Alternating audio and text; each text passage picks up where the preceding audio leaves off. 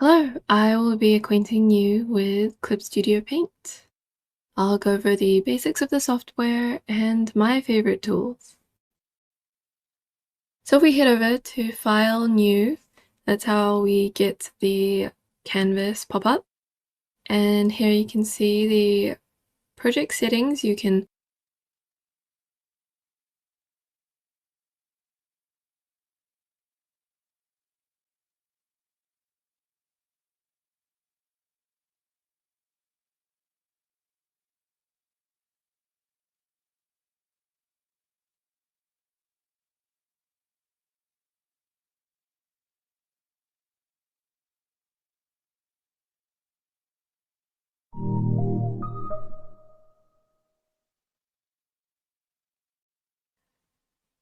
Hello, I will be acquainting you with Clip Studio Paint. I'll go over the basics of the software and my favorite tools. So if we head over to File, New, that's how we get the canvas pop up. And here you can see the project settings. You can name it, or you can name it when you're saving it. There are a number of presets. We are going to use the illustration one. These ones are for webtoons and comics and animation. You can set your width and height to whatever you like. Generally, I like to go around the 5,000 and above range. Or sometimes I'll start smaller, but usually the artwork will end up a little bigger, just so that if I ever want to print it, it'll come out very crisp and not blurry or pixely. You can set the unit to pixels, or I like to work in millimeters sometimes if I want to prepare it for printing. The resolution, 300, is plenty, and I usually just leave it there. Everything else you don't really need to touch. You can go ahead and hit OK. And now you have your canvas. So I'll go over the layout a little bit. For me, I have the navigator over here. You can see just like a small version of your canvas, and you can also use it to change where you're looking, although I usually just zoom in and out with the scroll on my tour box. But if you want to use your tablet pen to move around, you can do so here. And there's some buttons like zoom in. Oh, this one is fit to screen. So it just makes the top and bottom touch the screen, or if you have a horizontal, you have a landscape canvas, then the left and right will touch the screen. Besides that, the main important thing here is called flip. So this is view flip. This doesn't actually flip the canvas. As you can see in the top right, the canvas is not actually flipped, but it changes the view for you, and this can let you easily switch between the flipped versions without having to go to edit, rotate, and flip. So flip, the actual flip can get quite laggy, because if you have a lot of layers and a lot of information on those layers, it'll take a long time to flip each one, whereas the view is instant because it doesn't actually flip your canvas. Below that is layer property.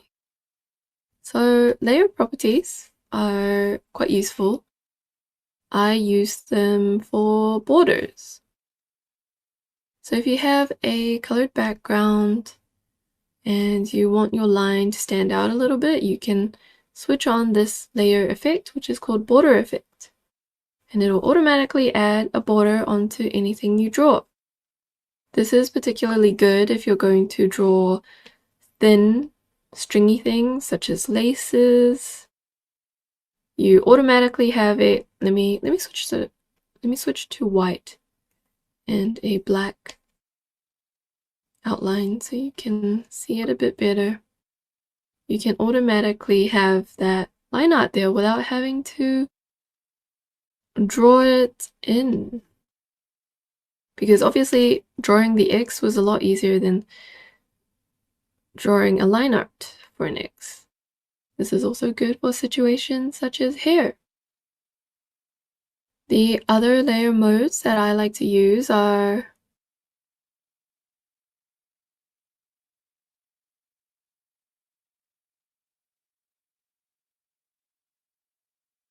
this one. So border effect, instead of edge, you have watercolor edge. It is also an edge, but it just has a softer effect. It just makes the edge of your whatever you're putting down a little darker. Kind of how watercolor would look on a paper due to the way that it bleeds in. And you can change the area of the effect and the blurring and the darkness and the opacity. Past that, I have the layers. Essentially, layers just let you preserve things. It's very nice. So now that I've drawn all this pink stuff on top of this complicated black stuff, if I want to only erase from the black lines, then I can by selecting the layer below it, since I have these two on separate layers. It's almost like you have multiple canvases that are see-through and you just slap them together like a sandwich. But you can edit any of the layers whenever you want. The layers also have, so this button is for new layer, and something useful from this panel is clipping layer. So say you have a complicated shape and you make a new layer and you set it to clip to layer below, this button right here. Anything you draw on this clipped layer is only going to show up on the layer that it's been clipped to.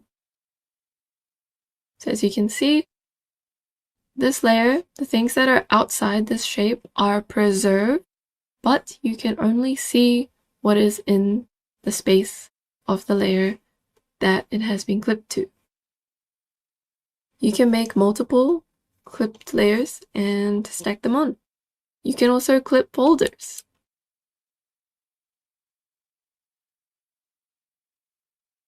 Something similar but slightly different to clipping layers is layer masks. So let me duplicate this. Layer mask, if I select the star shape by pressing Ctrl and click, you'll see that the outline of the star has been selected, and I'm going to apply a layer mask on a new layer. So now this star shape is masked to this layer, which currently has nothing on it. But if I draw on this layer, then whatever is on this layer can only show up within the mask. So the nice thing about this, and the main reason you would use a mask instead of the clipping layer, is that you can erase and add to the mask whenever you want. So if I erase from the mask, then you can no longer see these areas. And if I add to the mask, the gradient on the layer is preserved. Like this.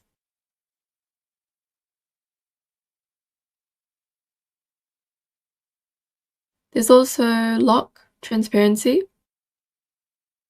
If you have the star again, and you want to only draw on the same layer without using a clipping layer or a mask, you only want to draw on the contents of the star, then you can lock opacity and you won't be able to draw on any of the transparent parts of this layer, only the star.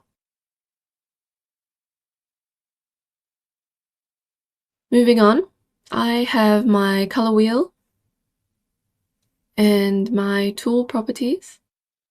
These are by default the settings that show up if you have anything that you want to edit in particular, or if you like playing around with brushes, you can go into this button right here. And this brings up all the attributes of the brush that you can change. There are quite a lot, so can be a little overwhelming, but you can just close it and use the default brushes or download brushes instead. To make more attributes show up on this menu, you can simply turn it on. Similar to how you turn on layers. There's a little eye icon, you can turn it on and off, and you'll see it appear here. The subtools are here, so if you press the main tool, they'll bring up different subtools. This is just like a way to organize your brushes. So as you can see, this one just has a bunch of pins. This one I have whole, this was the default painting tool, and then I downloaded a bunch of brushes and I just stuffed them all in here. If you want to make a new kind of category leader thing, you can just drag the brush up here and you make its own little thing. You can also get rid of it by putting it back. You can change the order of the brushes as well. Then the pin size, I have it here. I actually have pin sizes linked to a hotkey on my toolbox. As you can see, I can make it bigger and smaller using the scroll, but I think I got used to selecting it from here, so I usually just have this open. Next to it is the toolbar. There are lots of different tools. It's really best to just go through them and play around with them. See which ones you like, which ones you find useful. They all have their uses, really. You just need to get to know them, and then when the time comes, you'll have it ready. In particular, there are a few that are quite useful. I like to use the lasso tool to quickly fill in things. So instead of filling in with a brush, so for example, this is a round brush. It's a bit harder to control, like a really sharp edge, such as the one I got here. It's a lot harder to get that than just using the lasso tool. So the lasso tool is a little bit faster sometimes, and that's why I prefer it.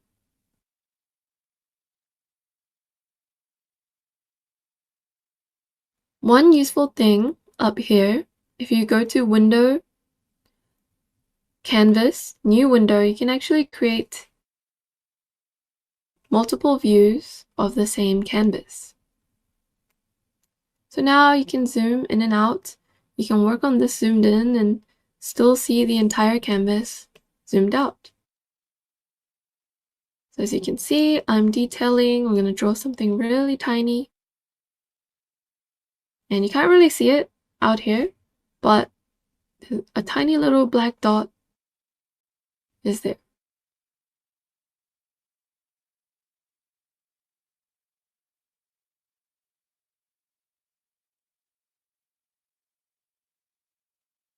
I'm also going to show you some of the photo editing capabilities of Clip Studio Paint. There aren't too many because Clip Studio is ultimately a illustration software as opposed to Photoshop, which is for editing photos.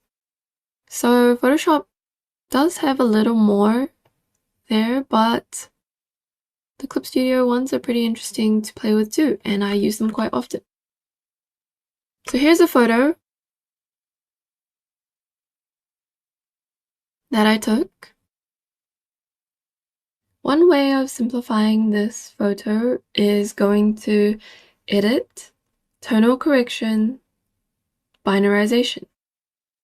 This will change your photo into two values, black and white. You can change the threshold to change how much light will be converted to white and how much of the shadow will be converted to black. If we go somewhere around here, I'm going to apply the effect, and you can go to select color gamut, and select the black part. Select color gamut allows you to select just one color from the image, or a color and all the similar colors around it. And the error margin of color will let you have better control over that selection. So now that I have the black parts selected, I can change it to a different color. And now you have these nice shapes. Nice simplified shapes from the photo. One other method of simplifying a photo in Clip Studio Paint is going to filter, effect, and artistic. This lets you, there's a lot going on here, but main thing you want to focus on is number of colors, because this can help you simplify the entire photo by simply reducing the total number of colors that are on it, which can look a bit wacky if you go to lower numbers, but if you go somewhere around here, it can give you a nice, almost painty effect to your photo. You can also turn it into lines as well, so it'll analyze the edges in your photo and apply some lines to it. You can also do lines only, and you'll most get some interesting looking line art. You can play around with the thickness and how detailed the lines are going to be, and the line densities. They look a bit weird, don't they? The opacity. And if we go back to color, you can control how blended the colors are, along with how blurry the shapes are. So as you can see, the shapes got a lot less clear and sharp. A similar tool to that filter is called posterization. It's under Edit, Tonal Correction, Posterization. You can adjust the number of levels in the photo, and this can give a similar effect to reducing the number of colors. Another way of applying these effects is going to Layer, New Correction Layer, and then applying the effect. And you can reduce the opacity of this effect by changing the opacity of the layer. So this is something I like to play with a lot. Not just for binarization, but for every other correction layer that's in here. So if I want to adjust the color balance, for example, I want to make it more yellow, more pink, and more red, but I don't want it to be that red. But I've already locked in these colors. Well, I can still change them here, but you can fine-tune it with the opacity of this layer. So it will, by reducing the opacity of the layer, you reduce the effect of this correction layer. Really, with all of these correction layers, I could go through them and explain what they are, but the best way is really just to click into them and play around and have a look at what all of these things do. How do they change the artwork? And what kind of effect they have. I encourage you, if you haven't played around with Clip Studio too much, to go through all of them and have a go. Something else that I like to use a lot is layer merge visible to new layer. This merges everything that you can see and it places it on a new layer for you. And what you can do with this is you can, for example, filter blur and apply a blur onto this new layer. But the original details are still below it. So if you only want a little bit of blur, then you can use the mask from before. And you can erase part of the mask so that the middle of the image is not so affected by this blur, but the edges still are.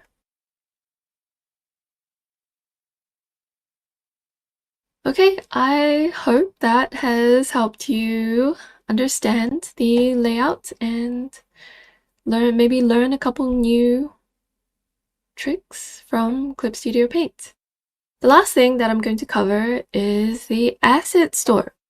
So actually over here, if you press these arrows, you can open and close menus. Over here, I have the materials menu open, and this is just all the random stuff that I've downloaded. You can download them from the asset store. You just go to Clip Studio Assets, and here you can search for whatever you want. Brushes, textures, and people will have uploaded their resources, some of which are free, some of which are paid. But yeah, these are great to look through. I definitely recommend it.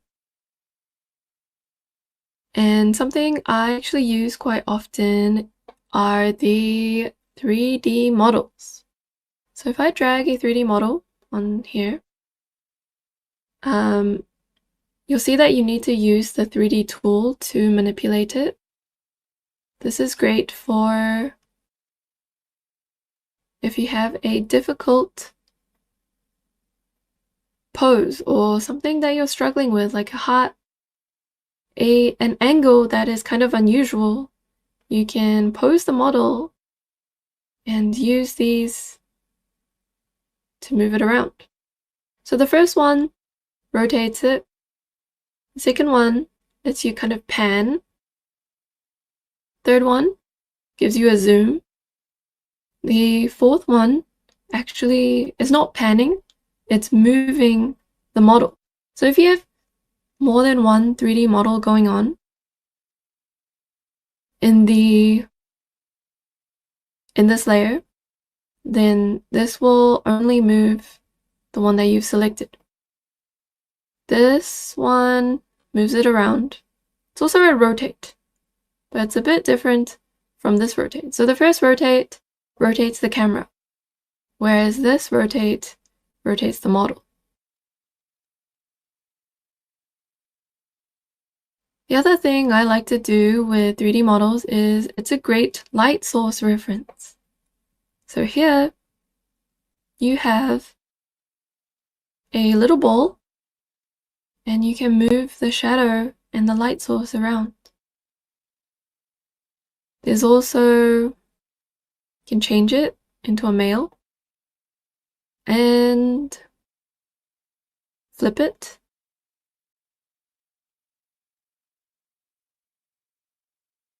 Along with manga perspective. This one's quite interesting. So if I move, actually let me change the angle. If I decrease the manga perspective, it gives you more normal proportions from this angle. But if you increase the manga perspective, it kind of exaggerates the effect of the perspective. It's kind of like changing a camera lens.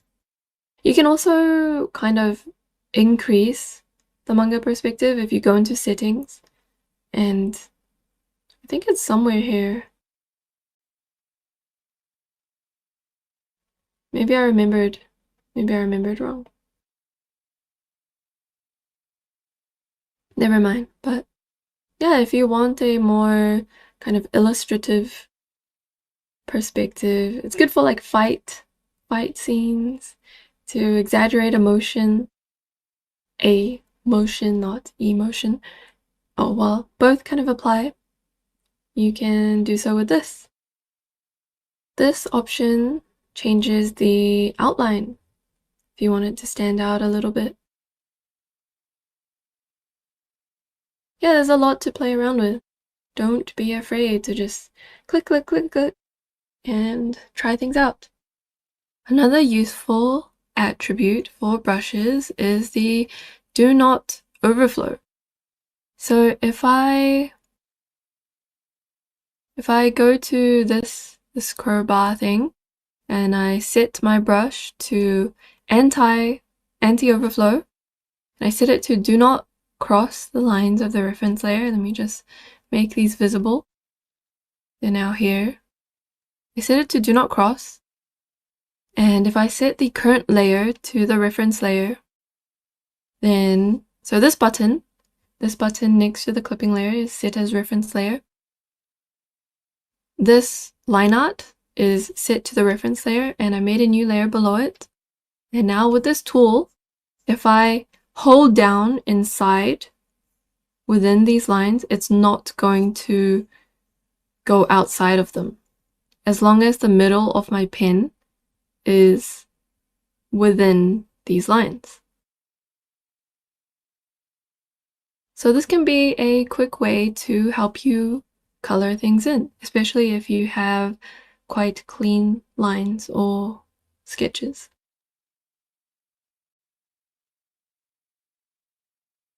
Another thing that I wanted to mention is if you have a whole bunch of layers and, oh, I forgot to go over layer modes. So layer modes up here, there's a whole bunch of modes that you can set your layer to, and they all do different things. So I'm not actually going to go through all of them. The best way to understand them is you can either search it up and you can see the exact meaning of each one. Clip Studio has resources online that kind of explain every single thing about the software. But otherwise, you can also just go through them and look at the effect. That's what I like to do. But anyway, let's say you have this layer on top, this big multiply layer, but you want to work on this blue layer below it. And you don't want to look through, let's say you have hundreds of layers and you can't find where this blue layer is. Well, there's actually a hotkey, which is if you press, I think this is this Control and Shift? Yes, Control Shift, and you press onto this blue, it's going to take you to that layer. If you press on the red part, it's going to take you to the red layer. Another useful thing is I have my eyedropper tool. Sorry, this is the normal eyedropper tool. It's just going to pick whatever color that you see. However, if you use the eyedrop tool and you change it from the reference, if you change the reference from image to current layer, and let's say you're on this layer with this green color, and you want to get the green color, not this orange color, then now that you've set it to current layer instead of image, and you use the eye picker tool, it's going to pick the green color. And you don't have to switch off this layer mode to get to it. Because normally, if you're using the eyedropper tool and you're set to image, if you're set to reference image, then you have to turn off this layer before you can get to this green color, because now you just get this orange color.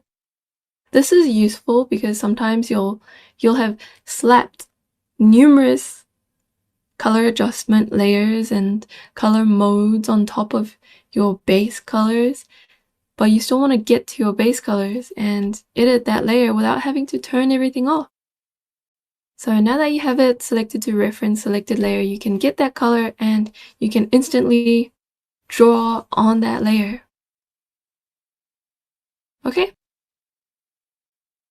I think that just about covers all the basics.